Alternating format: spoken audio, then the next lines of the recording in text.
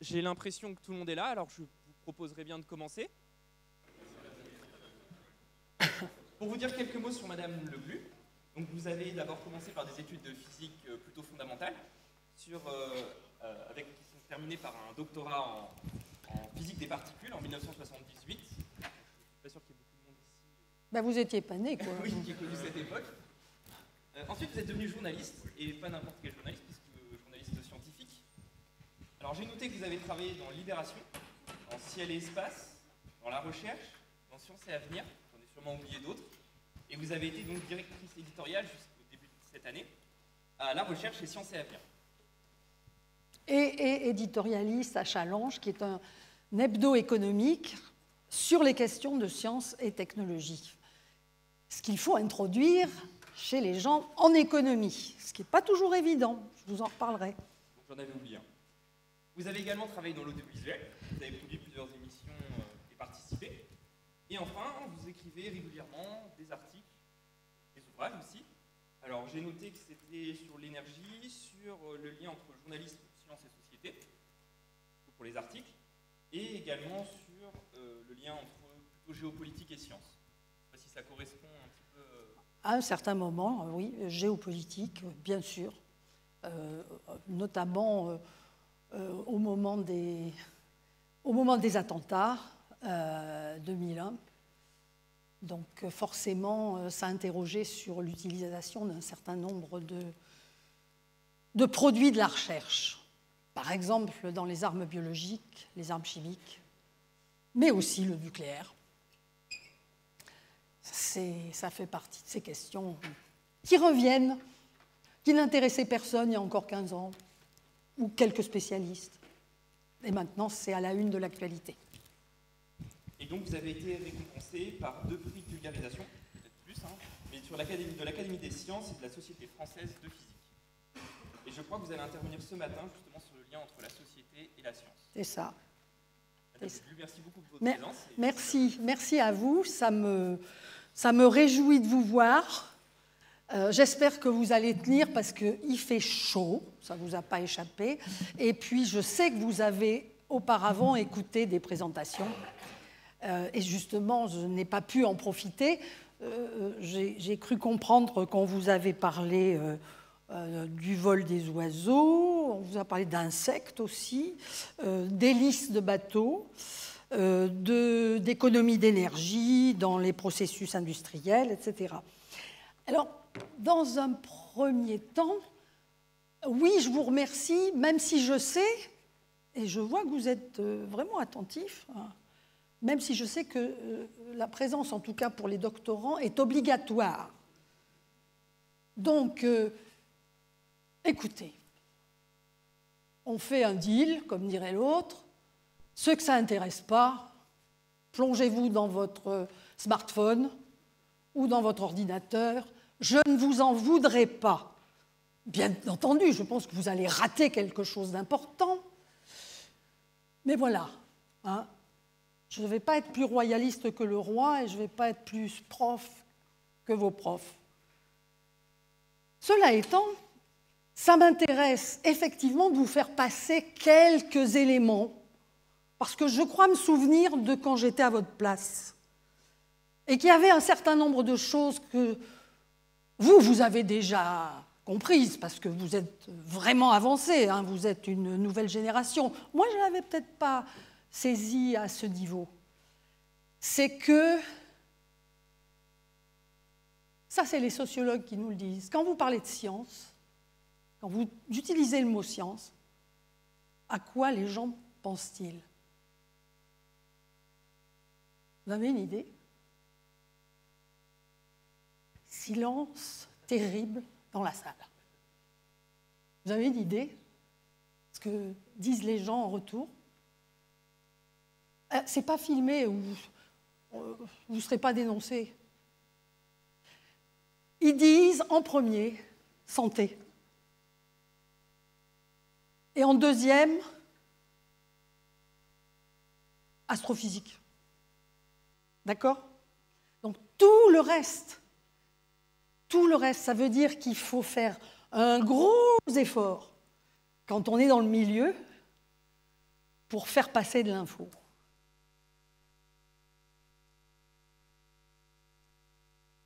Pour ce qui est de l'astrophysique, évidemment, ça va devenir de plus en plus difficile parce que dans les villes, pollution lumineuse, et les plus petits, ils découvrent ça en vacances, s'ils ont la chance de prendre des vacances et d'être dans un lieu où il n'y a pas trop de pollution lumineuse. Ça se réduit dans notre cher pays, mais il y a quand même des places. Alors ça peut les inciter à faire de l'observation. Pour ce qui est de la santé, on s'est tous pris quand même une grande claque dans la figure, même si, comme disent les spécialistes, ça s'appelait un rhinocéros gris. Je suppose que vous connaissez l'expression. C'est-à-dire pas un cygne noir. Je suppose que vous connaissez l'expression. Un cygne noir, c'est la chose qui arrive et que personne n'avait attendu. Donc ça peut être, notamment chez les traders, ça fait peur les signes noirs.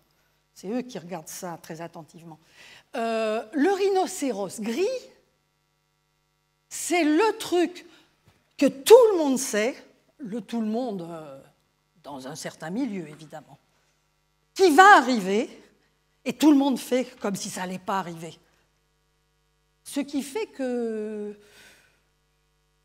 puisqu'on est en train de parler de sciences et société, un certain nombre de gens de la société qui auraient dû se préparer, ne sont pas préparés. Et ça, on l'a vu avec le Covid.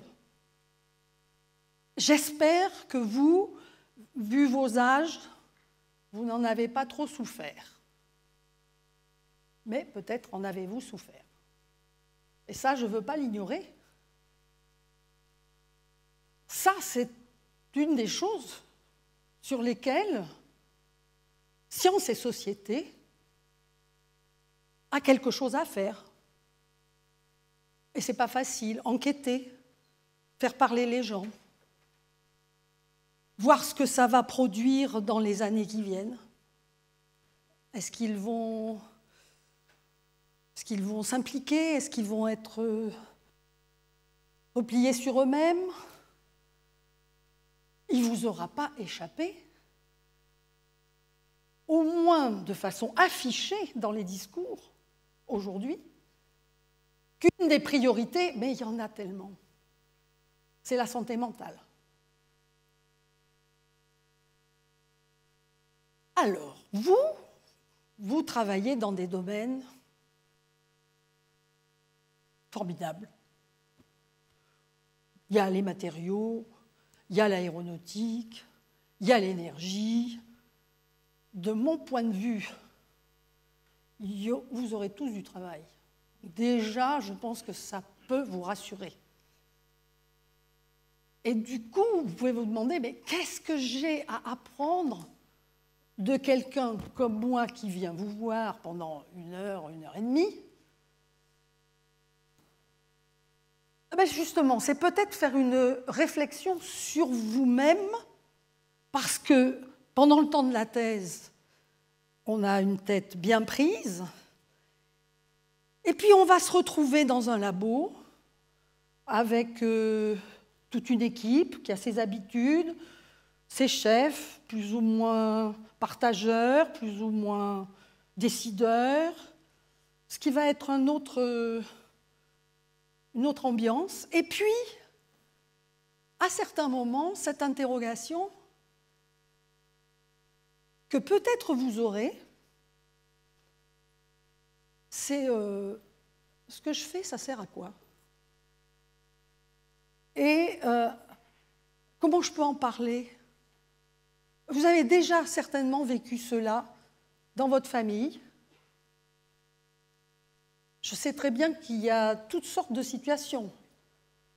Il y a des personnes qui sont, et c'est toujours très touchant, les premiers à faire une thèse dans une famille.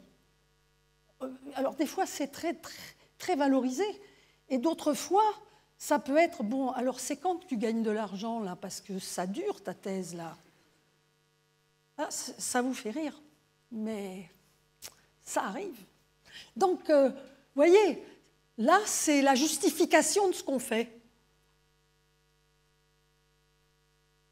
Et parfois, qu'est-ce que c'est difficile à expliquer?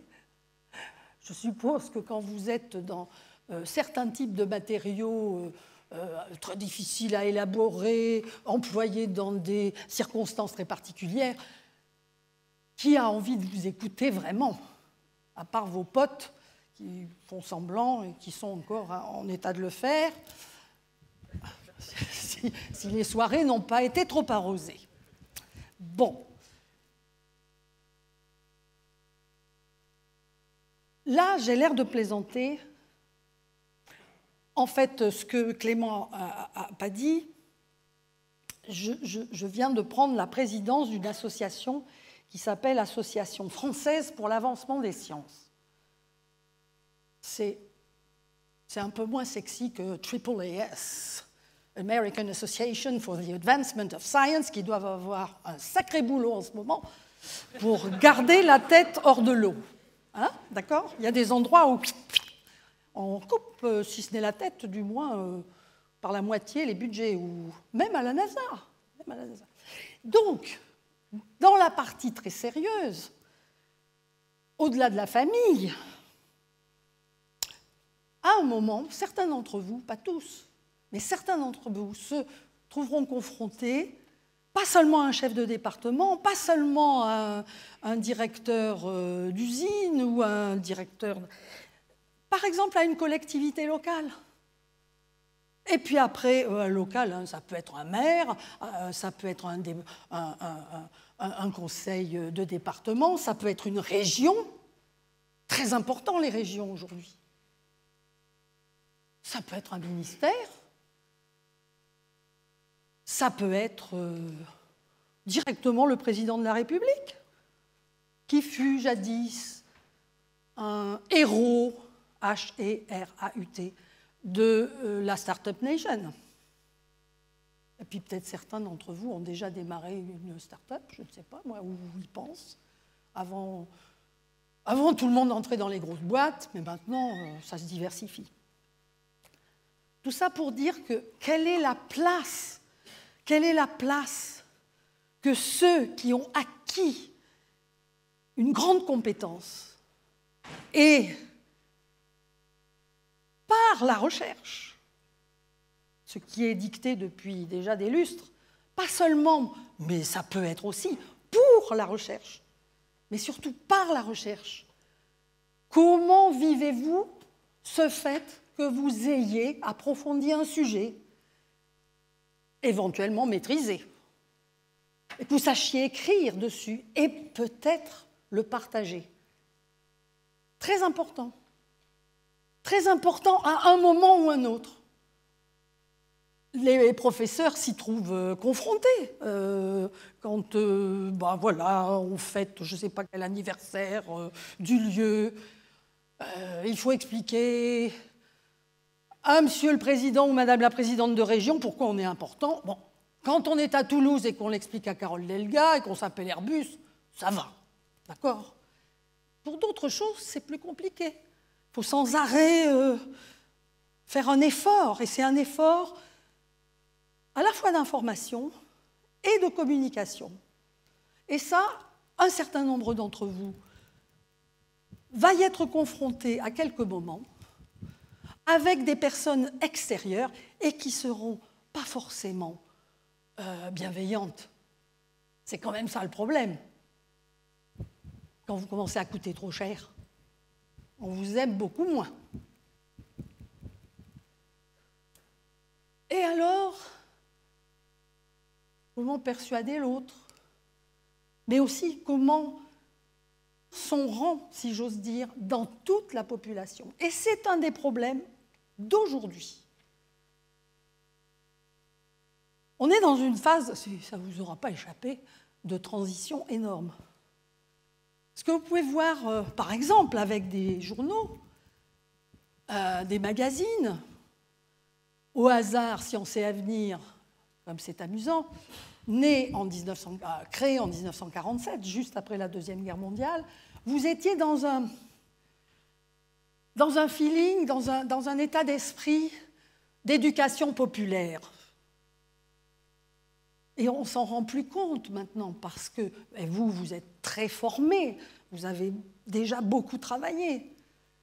Mais il faut se rendre compte qu'au sortir d'une guerre comme la Deuxième Guerre mondiale, il y avait beaucoup de gens qui ne passaient même pas le bac. Il faut s'en rappeler de ça. Et donc, des journaux qui vous parlaient, si vous les regardez, de barrages hydroélectriques, merci, l'époque, ça nous fait ça nous fait un peu de renouvelable, qui vous parlaient de missiles et qui vous parlaient de nucléaire. C'était très important pour reconstruire aussi une nation.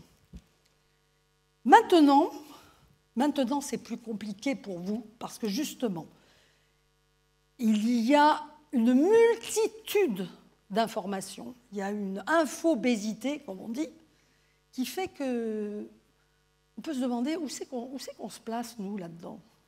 Qu'est-ce qui est important? À ce moment-là, c'est en re-rentrant dans ce qui fait aussi l'actualité que vous pouvez vous faire entendre. Cette actualité, évidemment, pour moi, mais pas seulement, c'est la défense. C'est le questionnement qu'on a. Moi, les dernières conférences que je vois, c'est réarmement de l'Europe, jusqu'où, sous quelles contraintes. Et dans un pays comme la France, ce sont ces questions-là qui se posent. Ce qui demande aussi une réflexion. Et elle peut être tout à fait personnelle, elle peut être de groupe, elle peut être d'institution. Et vous pouvez y trouver votre compte ou pas. Qu'est-ce que je veux dire par là? Si vous faites un tout petit retour en arrière, vous voyez, si vous regardez un petit peu les choses historiques, il y a eu un énorme développement. Par exemple, en France, d'un endroit comme le CNRS, après la guerre, après la Deuxième Guerre mondiale. Et ce positionnement du CNRS, qui est quand même un des, si ce n'est le premier lieu de recherche en France, en Europe, pardon, c'est du civil. Et vous aviez une opposition civile et militaire. Je pense que ce qui est important à voir aujourd'hui, c'est justement ce glissement. Je ne vous apprends rien en vous disant que les technologies, la plupart sont duales, n'est-ce pas? Il y a 25 ans, quand vous disiez ça, c'était un certain milieu qui en parlait. Maintenant, ça paraît, en tout cas là aussi, dans un certain milieu. Je ne sais pas si vos potes qui font, je ne sais pas moi, de la voile ou du surf, des sportifs, si le dual, ça leur parle. Mais vous, certainement. Et ça demande justement une réflexion sur ce que vous faites. Et on en parlait avec Clément par mail interposé. Ce positionnement, on ne sait pas exactement comment ça va tourner. On ne sait pas. On ne sait pas le niveau des investissements. On ne sait pas qui va vraiment s'engager. Donc il y a des problèmes géopolitiques que vous pouvez, peut-être pas au jour le jour, mais que vous devrez à quelques moments intégrer, parce que c'est cette relation entre ce que vous faites et la marche du monde.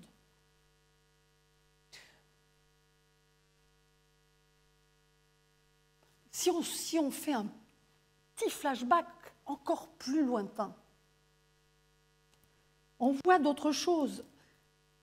On voit que Galilée, il n'a pas seulement tourné sa lunette vers les satellites galiléens, appelés comme ça à cause de lui, il aidait la marine de Venise a mieux vogué, pas forcément pour des missions... enfin bon, c'était un peu des missions de conquête, hein, quand même, c'était pas très gentil. En Méditerranée, ça l'est toujours pas, mais ça l'était pas du tout. Hein. Et les querelles entre tous les grands ports, hein, ça date d'il y a très, très, très longtemps.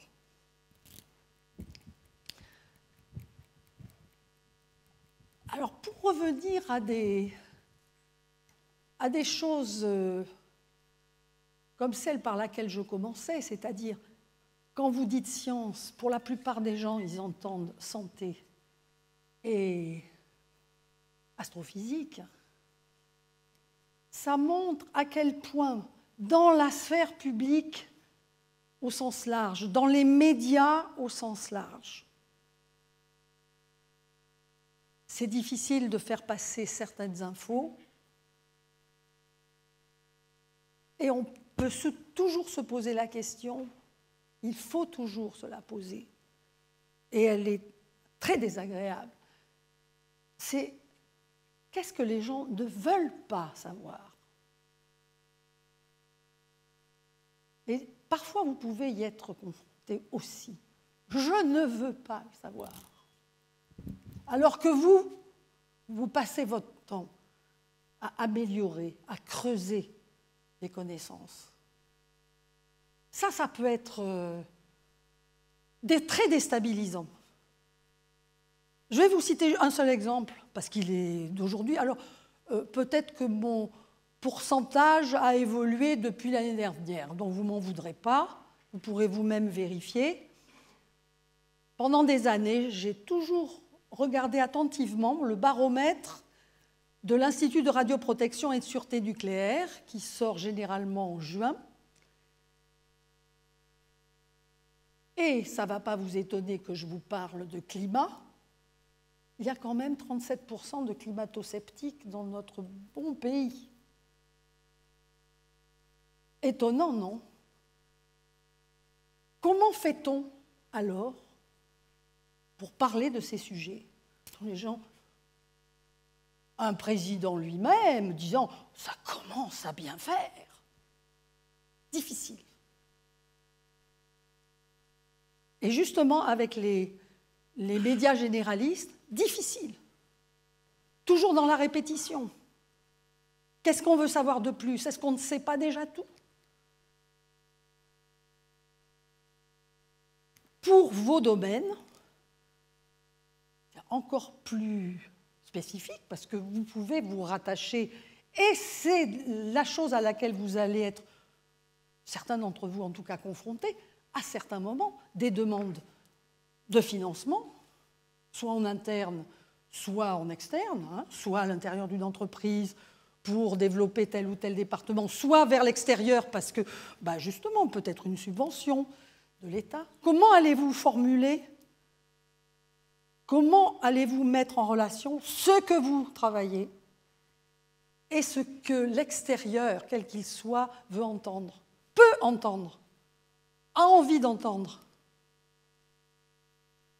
Je ne vous étonnerai pas en vous disant que, par exemple, nos amis des neurosciences, pour avoir des sous, il faut toujours qu'ils mettent, enfin, je ne sais plus qui c'est que ça trompe, il faut toujours mettre Alzheimer dedans. Hein. Parce que c'est vrai, c'est quand même un des graves problèmes de notre chère France.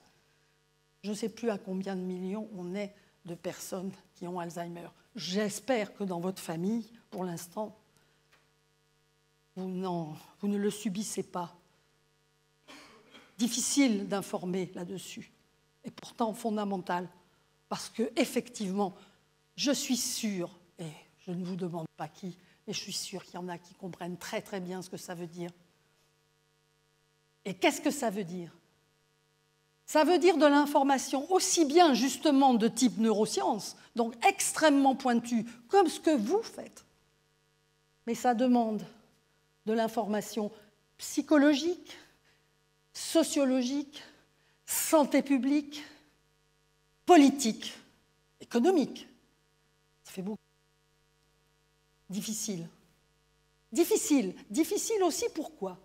Parce que, il n'y a pas que les scientifiques, vous inquiétez pas, c'est partout pareil. Le travail en silo est très répandu. Or, un grand nombre de choses se passent aux frontières, et des fois des frontières multiples, des réseaux. D'accord? Comment on fait avec ça? Comment on fait passer les infos avec ça? Difficile. Là aussi, qu'est-ce que les gens veulent entendre ou pas entendre?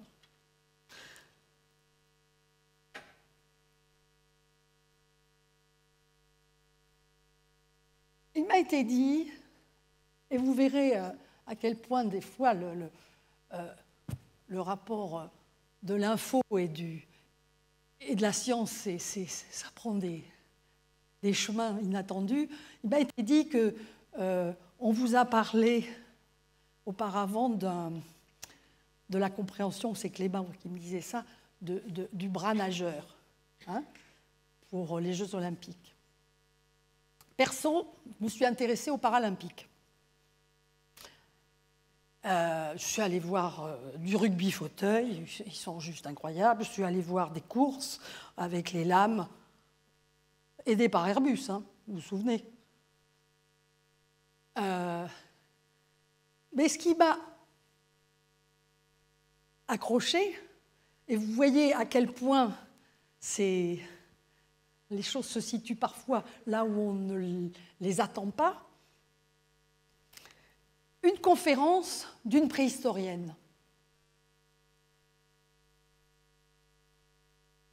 J'étais en Périgord, là où il y a des grottes, que je suppose vous visitez. Ça vous montre l'intelligence de nos sapiens, déjà d'il y a 40 000 ans vers chez nous, il y a 300 000 ans au nord de l'Afrique. Hein.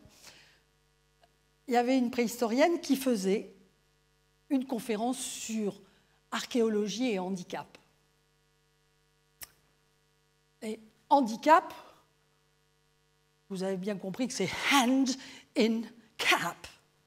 Donc c'était un jeu vers le Moyen-Âge, enfin un petit peu plus tard, où on dissimulait. Puis après, ça a été récupéré par les... comment ils s'appellent? Ceux qui font les paris sur les chevaux. Donc on tirait un truc au hasard pour faire des paris, etc. Pourquoi c'était intéressant? Parce que cette personne avait été approchée par un sportif handicapé, un sportif de très haut niveau, et il lui avait dit « Madame, qu'est-ce qu'il faisait au Paléolithique ?» Alors, elle n'a pas dû dire Paléolithique, il y a très très très longtemps, avec les gens comme moi. Il lui a dit ça, je ne sais pas, peut-être il y a 20 ans. Il s'est dit « Ah ben oui, c'est vrai ça. » On sait des trucs déjà, on a vu qu'on faisait des trépanations, qu'on faisait des trous dans la tête quand quelqu'un avait mal. On faisait ça déjà. Mais cette personne, après ce questionnement, a créé une filière. C'est né en France. Hein. On n'est pas mauvais, hein. On est bon en France. On ne le dit pas assez. French bashing, c'est très tendance. Elle a créé cette filière. Et disons quoi? Parce qu'il faut des preuves. Hein? Il n'y a pas que vous qui cherchez des preuves. Les préhistoriens aussi. Il ne faut pas qu'ils blablatent pas comme ça. Hein? Elle a prouvé, en réanalysant des données, j'y reviendrai, en réanalysant des données, que certaines tombes, 100 000 ans.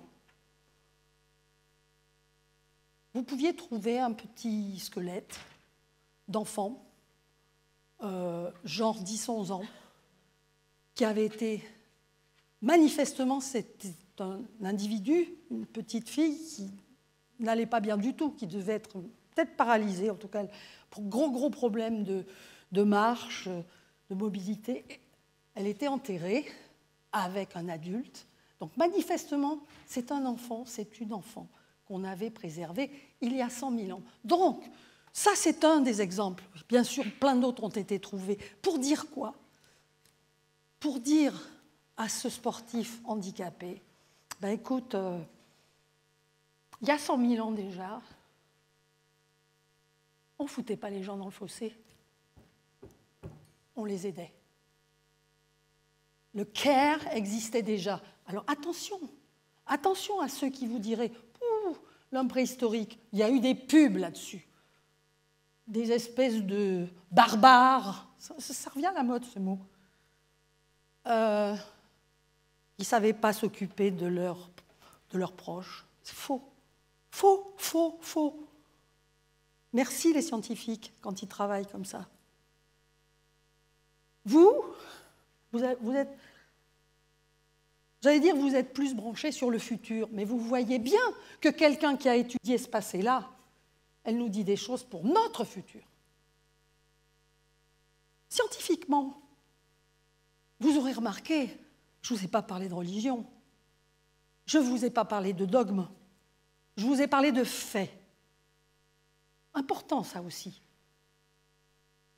Notre société n'empêche pas que vous ayez une réflexion religieuse, certainement pas.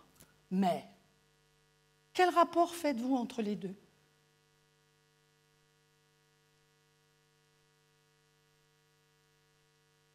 Ce sont des interrogations pour notre société.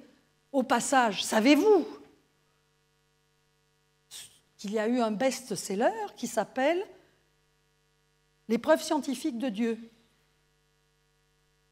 écrit par le frère de Bolloré et un ingénieur. Et ils ont réussi, je dirais, à circonvenir, parce qu'après, il n'a pas été content, un prix Nobel qui a fait la préface. J'ai écrit dessus, et j'ai écrit ni concordisme, ni discordisme, ce qui veut dire, ça fait quand même un paquet de temps qu'on a séparé les domaines. Ah oui? Pas sûr. Ça aussi. Interrogation importante pour notre société. Je ne vous apprends rien. Donc, vous, le futur, ça aussi, on l'a évoqué avant que je vous parle. Quelle science pour un avenir durable? Là, vous n'allez pas pouvoir y couper. Hein. Ça fait partie des obligations. Et ça sera compliqué parce qu'effectivement, là aussi, vous allez être plongé dans des réflexions multiples. C'est toujours les mêmes. Hein. Mais notre petit pays, on n'est que 65 millions, ou je ne sais plus, on est 68. On n'est rien du tout, là. Que fait l'Inde? Tiens, au passage, l'année prochaine, je vous signale que c'est l'année de l'innovation franco-indienne. Vous allez avoir de l'indien partout. C'est important. Si je vous dis que c'est la nouvelle Chine, j'exagère un peu. Enfin, quand même. Je suppose... Il n'y a pas d'Indiens dans la salle? Is there any Indian here in the auditorium? Ah, bon, ils ne se dénoncent pas. Au passage, bah, oui, évidemment, dans vos domaines, vous le savez, hein, c'est quand même l'Inde qui nous achète non seulement des Rafales, mais bon, vous prenez l'avion là-bas. Alors effectivement, à Ahmedabad, ils ont pris un Boeing. C'est emmerdant. Mais il y a beaucoup, beaucoup plus d'Airbus. Et ça va continuer. Donc, vous allez, vous, être, je dirais, du bon côté de la force, parce que vous allez travailler sur l'hydrogène, sur la décarbonation. Ça va vous donner du travail pour un bout de temps, parce que ce n'est pas facile. Vous avez évoqué les hélices de bateau. Attends, avec le maritime, alors là, il va y avoir du travail. Hein, parce que si les croisiéristes se posent toujours la question, mon bateau de croisière est-il très polluant? Bon, à 75 ans, 80 ans, certains, ils en ont un peu marre, ils prennent le bateau quand même. Hein, bon.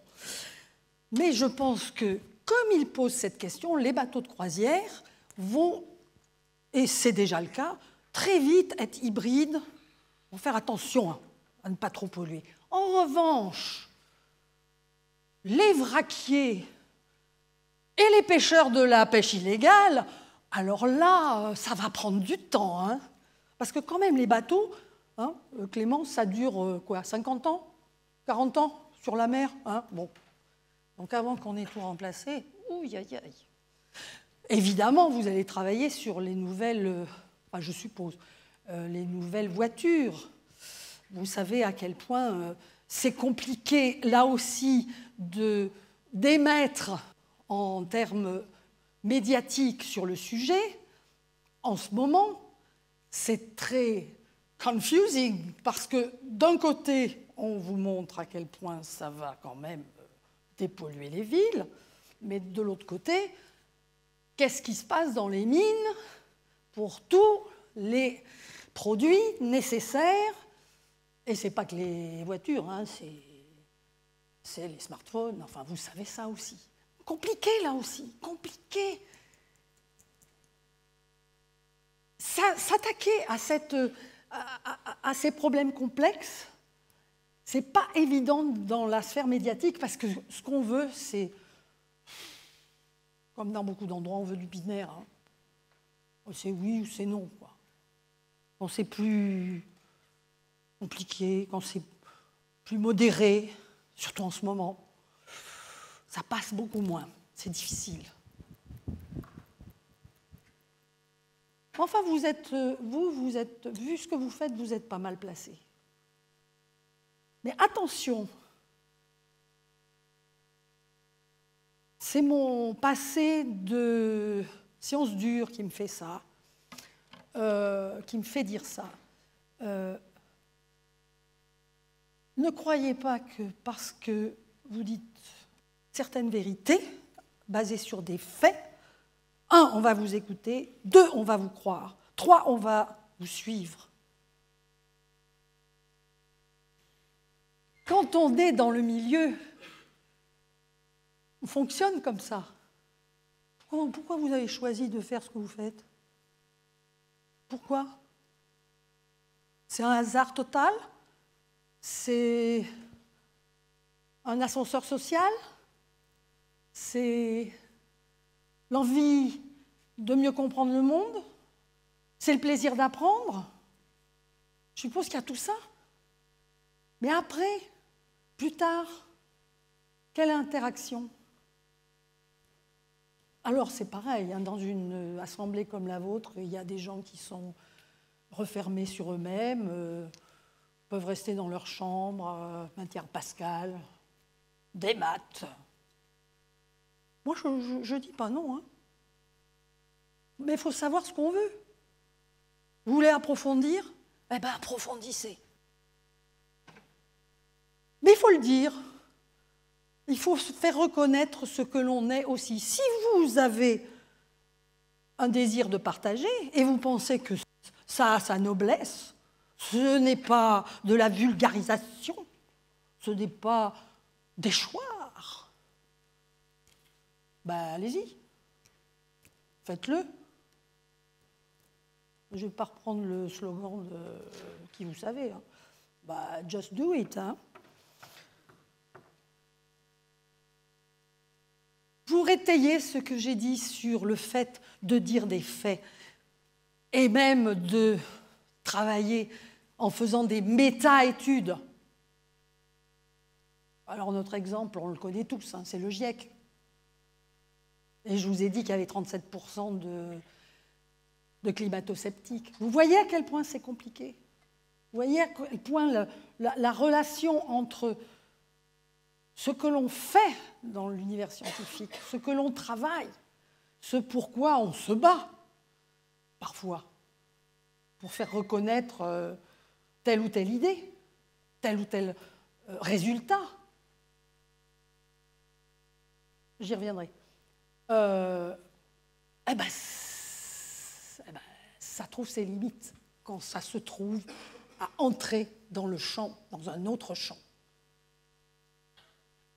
Et on on peut se sentir en colère. Il y a quand même un certain nombre de gens que j'ai rencontrés, de doctorants comme vous, me disant comment on peut faire passer ces idées et puis en même temps nous-mêmes être à la hauteur. Et qu'est-ce qu'il voulait dire par là? Par exemple, ceux qui sont en océanographie, embarqués sur des bateaux qui ne polluent pas, justement, parce que qu'est-ce que ça veut dire d'aller rechercher des échantillons pour la pollution de je ne sais pas quoi, plastique ou autre, et puis être dans des bateaux qui eux-mêmes ne sont vraiment pas aux normes. Pas d'ailleurs, quelles normes? Mais alors, comment défendre cela et obtenir les financements pour cela? Important. Rapport à la société, mais à sa finance. Qui c'est qui dit on va octroyer ou bien qu'on va couper 900 millions dans le budget du ministère de la Recherche? Ce qui a énervé un certain nombre de gens.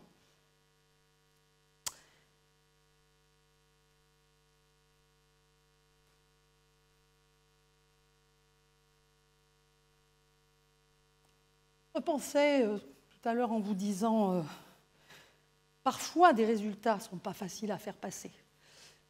Je vous recommande un livre. J'ai écrit dessus en disant que celui qui l'a écrit, on pourrait dire maintenant, est à la retraite. Donc quand on est à la retraite, on peut se permettre de dire beaucoup plus de choses qu'avant. On est moins liés. C'est l'ancien... ça s'appelle comme ça, secrétaire général ou celui qui dirige le Collège de France, biologiste, Alain Prochians.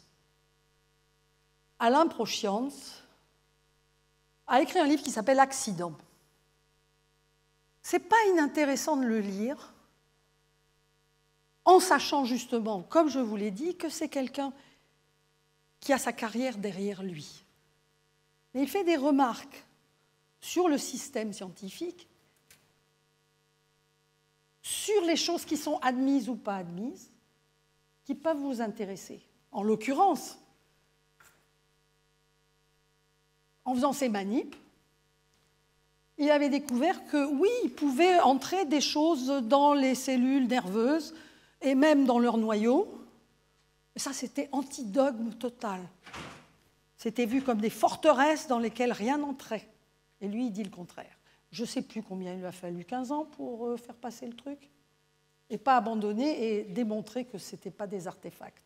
C'est intéressant quand vous revenez à ces moments où un dogme s'effondre. Là, ça demande d'accumuler les manips, les faits, de savoir argumenter, de savoir convaincre, mais pas seulement. C'est pas seulement... on n'est pas seulement au tribunal, et on n'est pas seulement avocat, qui, eux, se basent aussi sur des textes. Mais là, on est sur des faits. Avec les avocats, il peut y avoir de la jurisprudence, hein, on le sait. Il y a des textes, et puis après, il y a l'interprétation des textes. Avec la science, c'est généralement plus dur. Ça doit être sur des bases solides. Cela étant, et ça, c'est des choses qui ne sont pas faciles à faire comprendre non plus. Évidemment, notion de doute, quel doute? Notion d'incertitude. Ah ben ça, les gens n'aiment pas ça. Hein. Ils n'aiment pas l'incertitude. Tant nous, on vit avec, hein. Alors bon, on va se réfugier dans des probabilités qui ne nous rassurent pas toujours.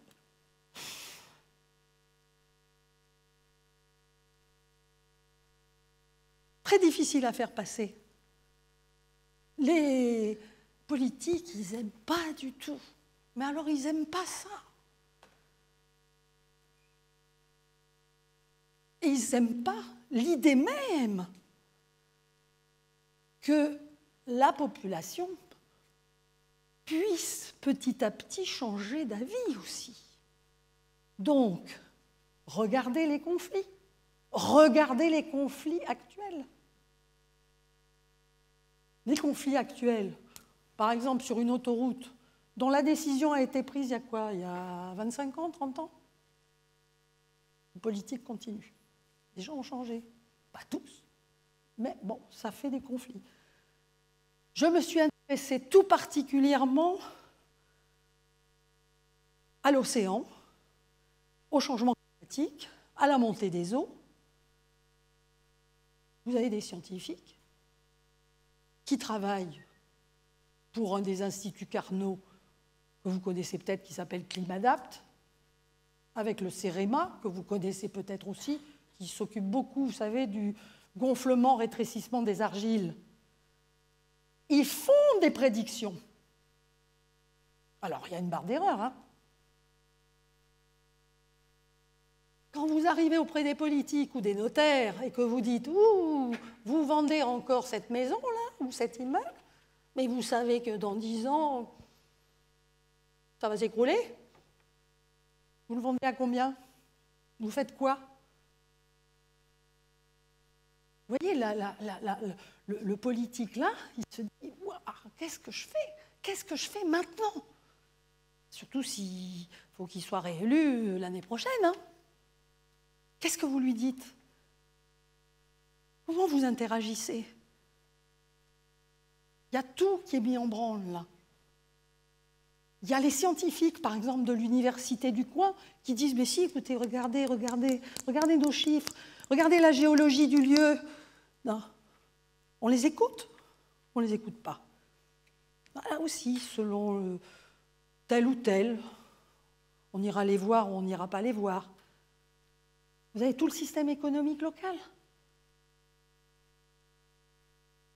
Il va falloir revoir absolument toutes nos adductions d'eau et tous les systèmes d'épuration. Mais vous vous rendez compte? Oui, vous vous rendez compte, si tout est sous l'eau, vous ferez quoi?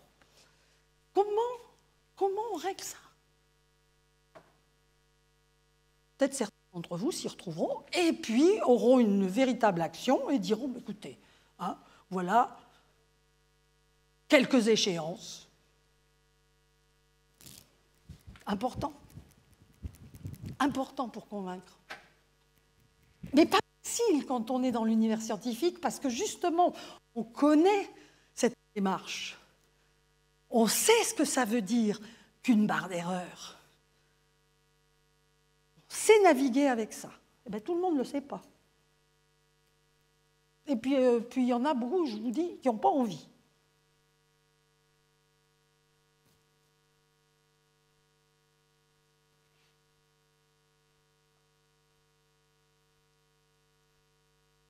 Ce qui m'a beaucoup étonnée, puis je finirai là, ce qui m'a beaucoup étonnée au cours de plus d'une quarantaine d'années de travail dans le domaine scientifique appliqué dans l'univers journalistique, et en particulier dans la presse écrite, mais pas seulement, c'est le temps qu'il a fallu, et je dirais que ça n'est toujours pas résolu, sauf peut-être pour la question du climat, c'est à quel point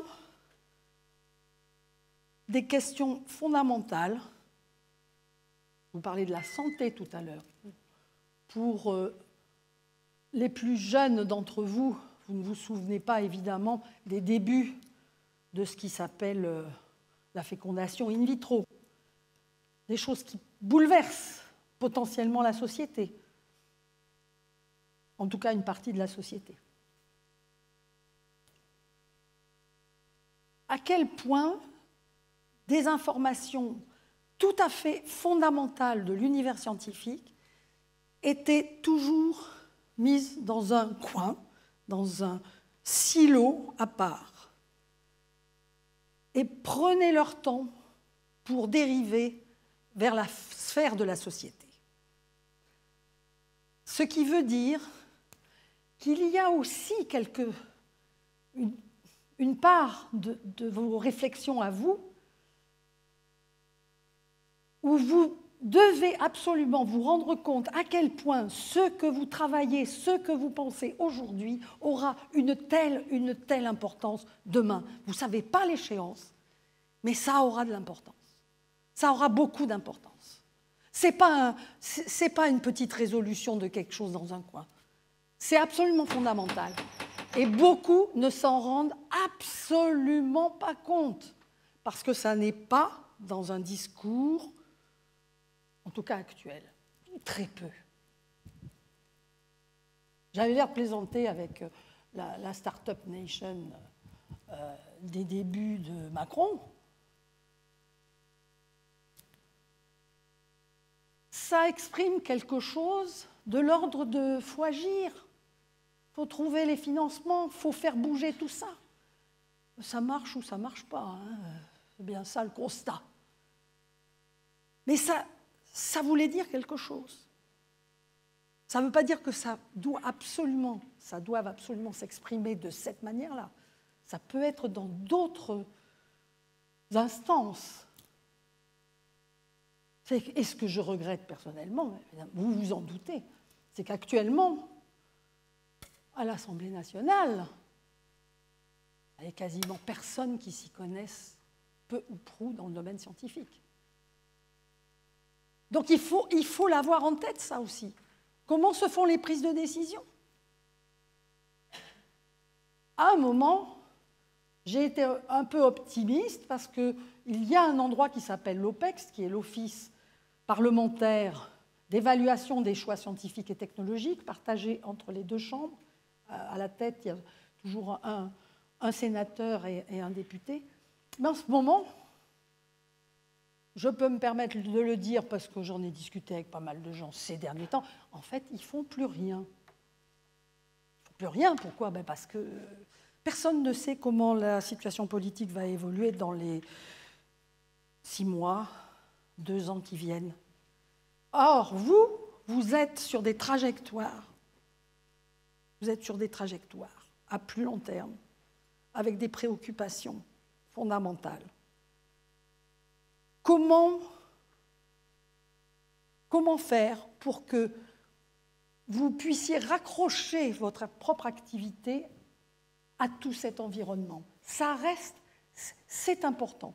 J'ai dit tout à l'heure que ceux qui préfèrent la tour d'ivoire, parce que c'est leur façon à eux de fonctionner, et s'ils peuvent apporter quelque chose de formidable à la société de demain, hein. Pensez à Hilbert, quand il a fait ses travaux, mais alors, je me disais, mais qu'est-ce que c'est que ces mathématiques? Complètement hors sol. Eh bien non.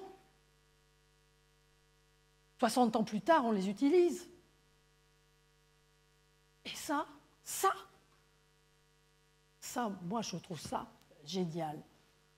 Parce que là aussi, le fondamental, qui a l'air d'être complètement hors de toute application, c'est tout aussi important. Ça aussi, c'est à défendre. Vous avez beaucoup de pays qui ne raisonnent pas du tout comme ça, parce qu'ils veulent aller tout de suite, à ce que ça paye. Ça peut être légitime dans une politique. Typiquement, à grande ligne, des endroits comme le Vietnam, c'est ça. Une sorte d'une guerre monstrueuse. Plein de gamins. Il faut faire quoi? Il faut gagner de l'argent. Mais vous allez avoir des générations suivantes. On est sapiens sur toute la Terre. Hein. Ils vont être comme nous. Hein. Il y en a qui veulent apprendre, mais vraiment apprendre. Et maîtriser la chose. Hein, je ne vous apprends pas que la Chine, ceux qui disent encore qu'elle copie, bon, ça ne va pas, non. Chimie, ça fait un bout de temps qu'ils sont passés devant. Quantique, ils sont dans la course. Intelligence artificielle, idem. Bon, hein, bon. Ils ont eu d'autres trajectoires. Ça ne va pas être simple pour nous. Hein. Ça ne va pas être simple. Faut être bon quand même. Faut être même très très bon. Mais j'ai aucun doute, parce que quand même, quand vous regardez, et ça c'est un des plaisirs quand on exerce comme journaliste et à la recherche, il y a des gens formidables chez nous. Mais, je le disais en arrivant, la semaine dernière, j'étais avec des gens à Marseille qui travaillent sur les exoplanètes, et on a des gens qui sont sur les missions spatiales qui vont à JUICE, enfin les missions de l'ESA, hein, de l'Agence spatiale européenne, JUICE, ou Clipper de la NASA d'ailleurs, mais on est en collaboration. Ils sont super. C'est l'école française aussi. Hein. Alors, nos amis suisses savent très très bien trouver nos meilleurs... Vous risquez d'avoir des Suisses qui viennent vous voir, hein, parce qu'ils savent très très bien repérer, comme les Chinois d'ailleurs. C'est la compétition mondiale, comme les Américains. Il ne faut pas se leurrer. Même si Trump coupe des budgets, au début je vous parlais de la défense, ça va continuer. Hein. Ça va continuer. Il ne faut pas croire que c'est totalement en déliquescence. Hein. Ça, c'est bourrage de mou, réseaux sociaux. Hein. Non, compétition à fond dans les années qui viennent. Pour moi, c'est une évidence. Bon, je vous avoue humblement, je ne sais pas comment ça va être en Allemagne. Vous connaissez peut-être beaucoup mieux ce qui s'y passe. C'est pas simple, l'Allemagne, ces derniers temps. Or, pour certaines choses, on sait que leur système éducatif et leur système d'entrée dans la société, dans des petites entreprises ou des entreprises de taille moyenne, on sait que c'est mieux que chez nous, hein, avec le Fraunhofer, évidemment tous les Max Planck pour le fondamental.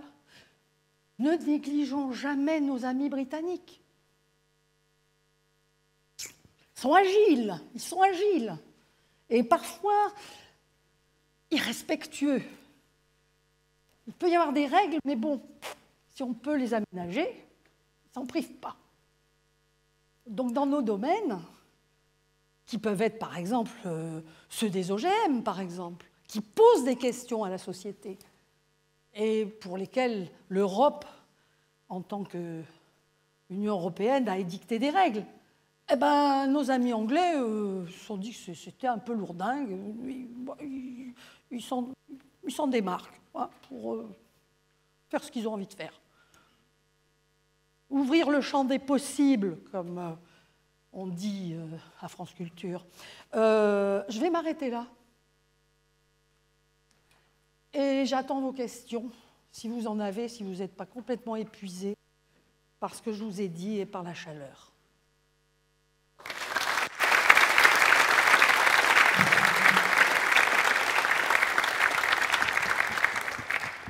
Je vous remercie. Mais vous avez été vachement attentifs, hein. C'est surprenant.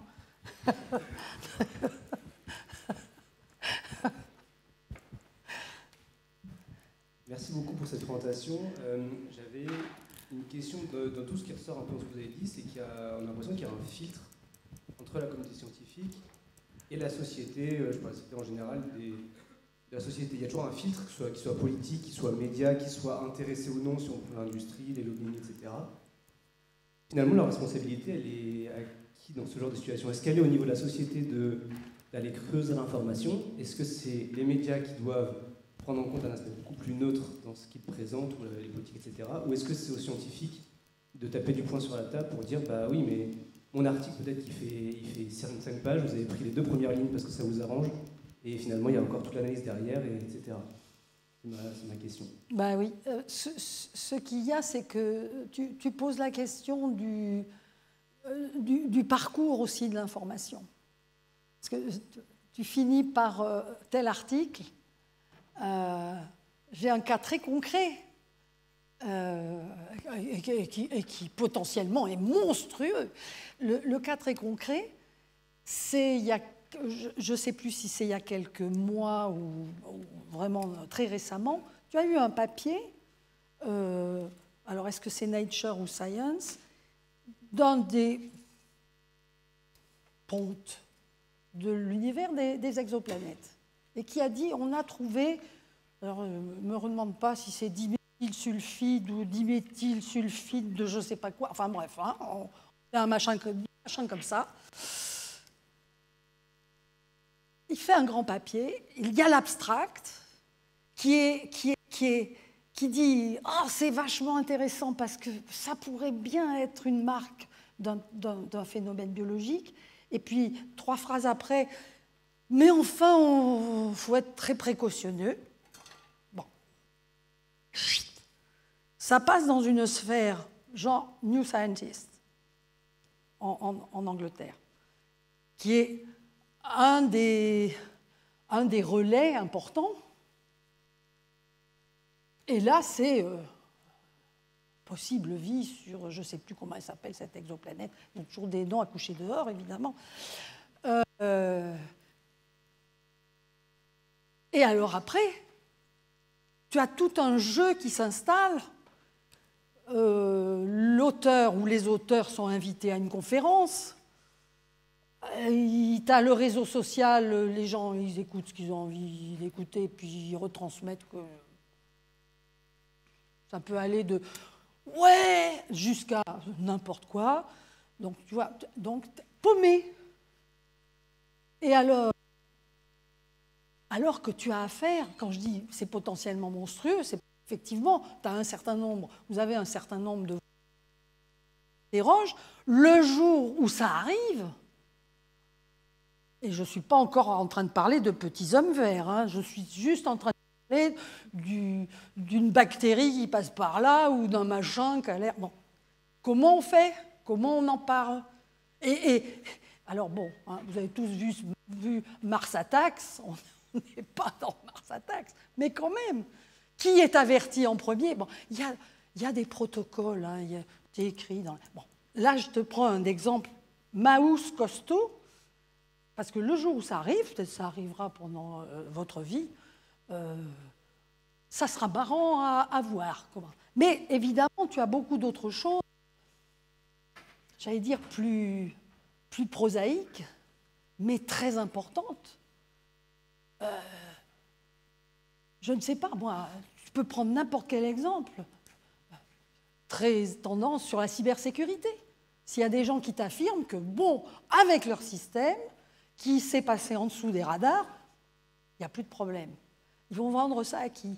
Qui va récupérer l'info et va vouloir la vendre parce que derrière, il y a beaucoup d'argent à faire. Et à ce moment-là, tu vas toujours te poser d'autres questions qui sont celles des liens d'intérêt, des conflits d'intérêt, de ce que tu peux dire ou ne pas dire. Et ça, c'est normal. Il faut l'intégrer aussi quand tu es, par exemple, dans une entreprise.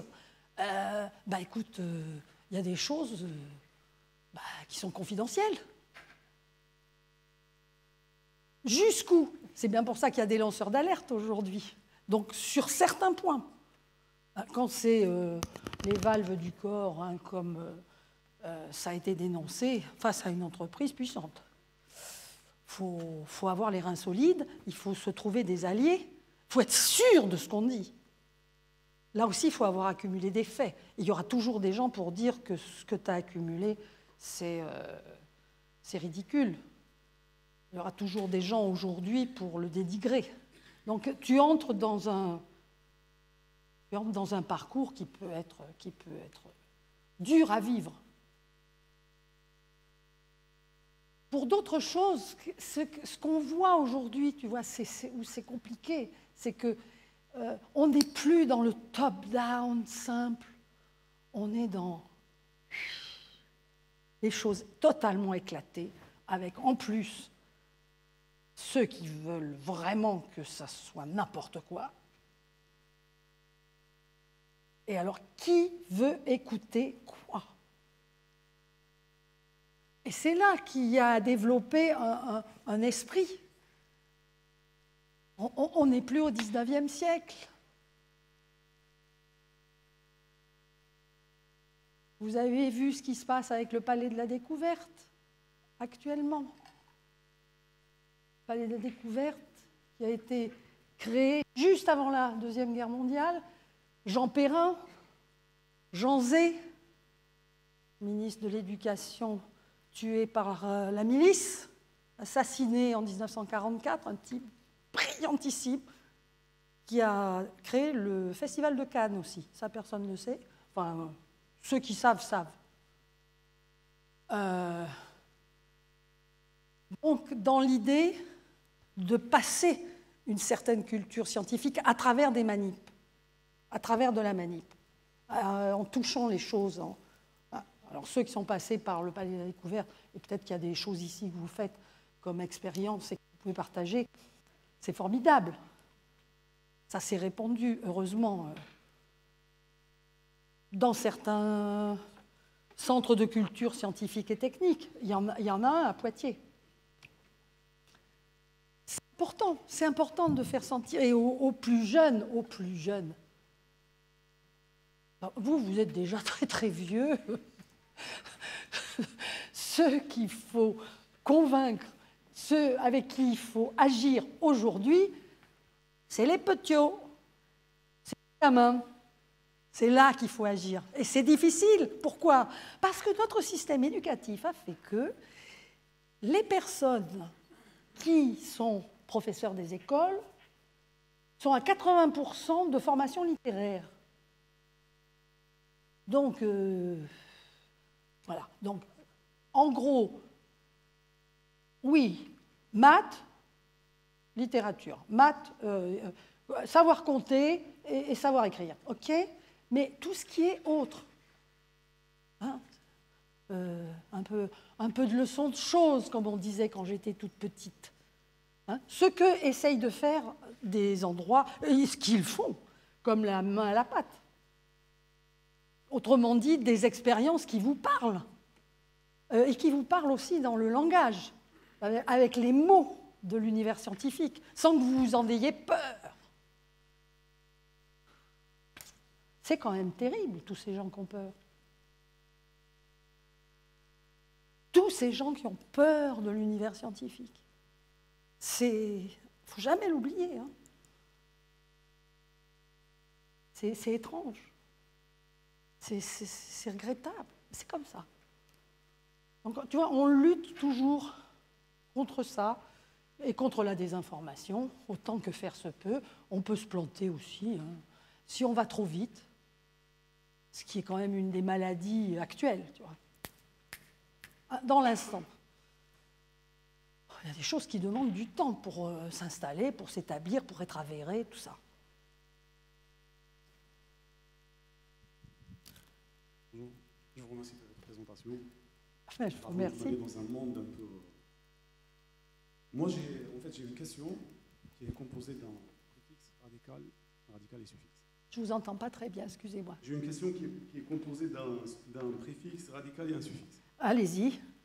Alors, ma première question est, les médias constituent-ils la seule interface entre la science et la société? Excusez-moi, je ne vous entends pas. Je dois avoir des problèmes d'audition. Les médias constituent-ils la seule interface ou bien la jonction entre la science et la société? Vous pouvez me répéter? J'entends pas. Les médias, Oui, constituent-ils la seule interface entre la science et la société? Bien sûr que non.